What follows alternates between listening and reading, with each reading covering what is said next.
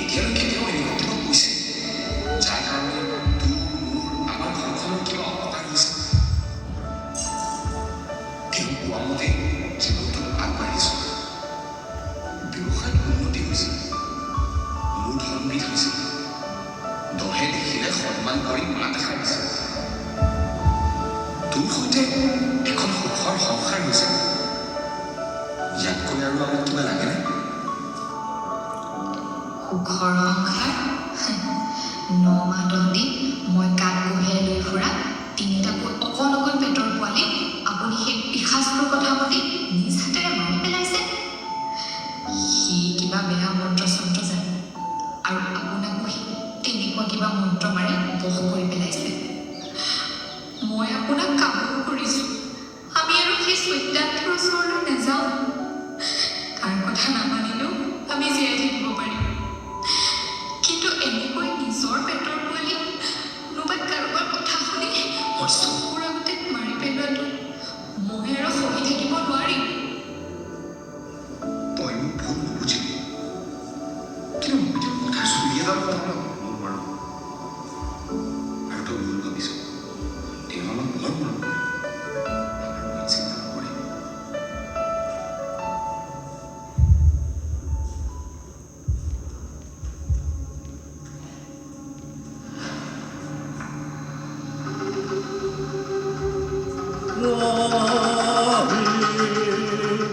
দেৱ দামোদৰ ভাদবা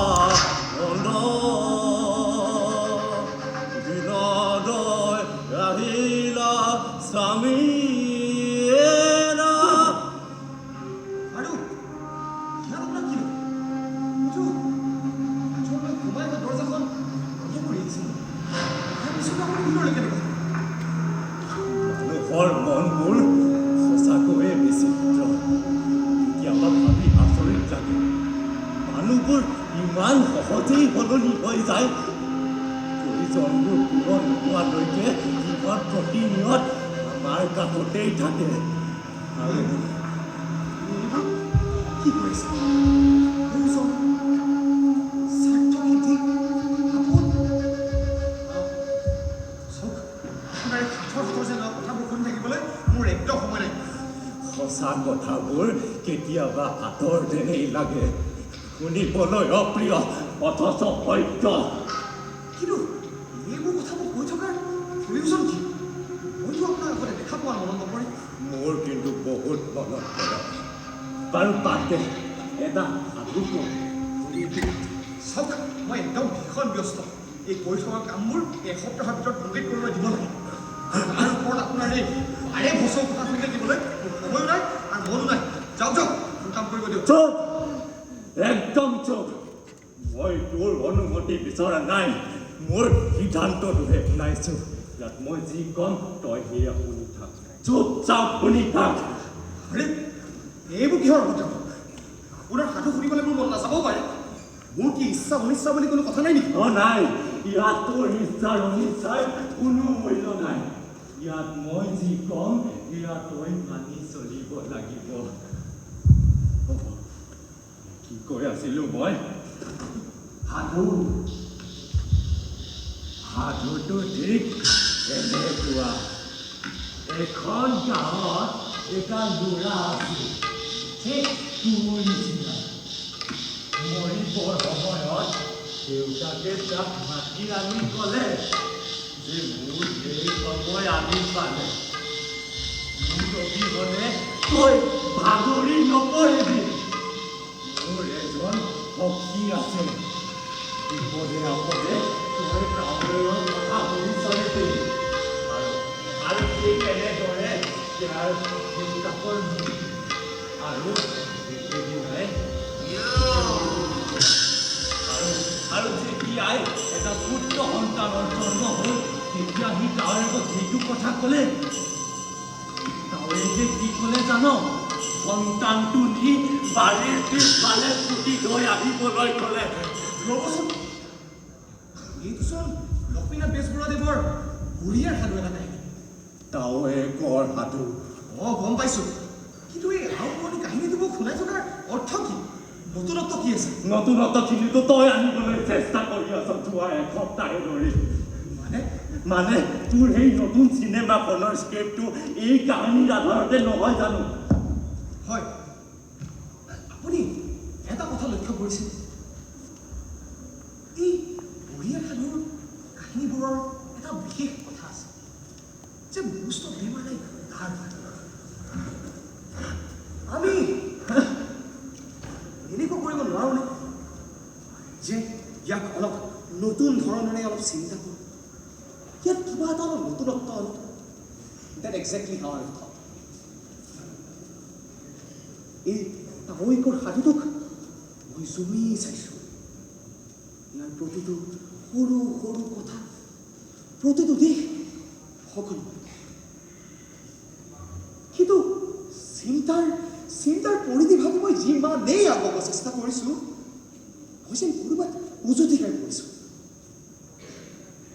কিন্তু এক মিনিট আপুনি এইবোৰ কথা কেনেকৈ জানিলে মইতো এই প্ৰজেক্টটোৰ কথা কাৰো আগত শ্বেয়াৰ কৰা নাই কোন আপুনি তোৰ সেই প্ৰশ্নৰ উত্তৰো এই কাহিনীৰ মাজতে লুকাই আছে আপুনি কি প্ৰত্যেকটো কথা এনেকৈ পাক লগাই কয় নেকি এই অথনিৰে পৰা কেৱল আপুনি মোক কনফিউজ কৰি আছে আৰু অলপ দেৰি চাগে আপোনাৰ লগত থাকিলে মই পাগলে হৈ যাম কাহিনীটো আকৌ এবাৰ মনত পেলা মৰিবৰ সময়ত দেউতাকে তেওঁৰ সখীয়েকক মাতি আনি কৈছিল যে সখী মোৰ ল'ৰাটো তোমাৰ হাতত কটালো তুমি তাক পুথি ভৰসা দি চলাই মেলি মানুহ কৰিবা আৰু ঠিক একেদিনাই তেওঁ তাৰ পুতেককো মাতি আনি কৈছিল যে পুত্ৰ তই মোৰ কথা মানি চলিবি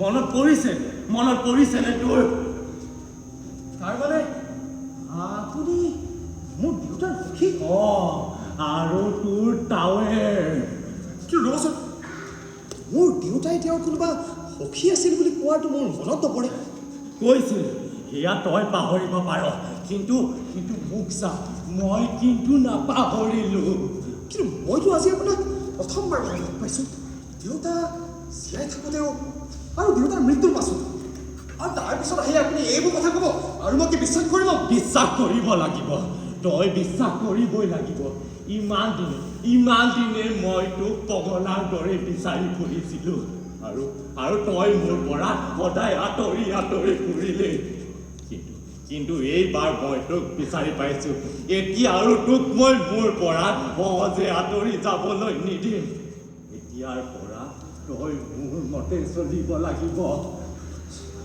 আপুনি চাগে নাজানে এই দেৱাংগ ভাৰতবৰ্ষে আজিলৈকে নিজৰ বিবেকক কাৰো গোলাম হ'বলৈ দিয়া নাই আজিলৈকে যি কৰিছে নিজৰ দমত কৰিছে আৰু যি অৰ্জিছে নিজৰ বিবেকৰ জোৰত আজৰি আনিছে আৰু তাৰ ওপৰত আপুনি আহি এইবোৰ বাৰে বছৰৰ কথা ক'ব আৰু মই কি বিশ্বাস কৰি ল'ম আপুনি কিন্তু বেছ যাব পাৰে দেই কেতিয়াবা কিছুমান কথা আমি মানি ল'বলৈ টান পাওঁ তাক সহজে হাঁহি দূৰলৈ আঁতৰাই দিওঁ কিন্তু যেতিয়া উপলব্ধি কৰোঁ তেতিয়ালৈ বহুত পলম হৈ যায় হাজাৰ চেষ্টা কৰিও আমি তাক আকৌ ঘূৰাই আনিব নোৱাৰোঁ আচলতে কি জানে আপুনি এটা মস্ত পাগল মানুহ আৰু অথনিৰে পৰা এইবোৰ বকি আপোনাৰ দৰে মোকো পাগল কৰিব বিচাৰিছে খানাত মাংস কটা এই সৰু ল'ৰাটো তোৰ মনত আছেনে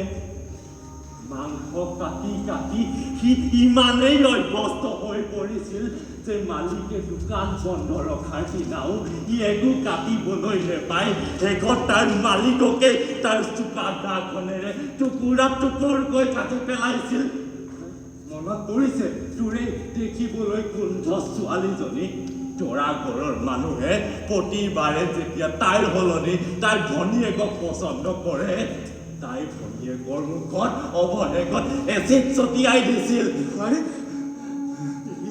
এইবোৰ চবৰ ডায়েৰীত লিপিবদ্ধ একোটা কাহিনীৰ চৰিত্ৰ যিবোৰক লৈ ভৱিষ্যতে কিছুমান সপোন আছে কিন্তু মইতো এইবোৰৰ কথা কাৰো আগত শ্বেয়াৰ কৰা নাছিলোঁ ইভেন মোৰ ৱাইফৰ আগত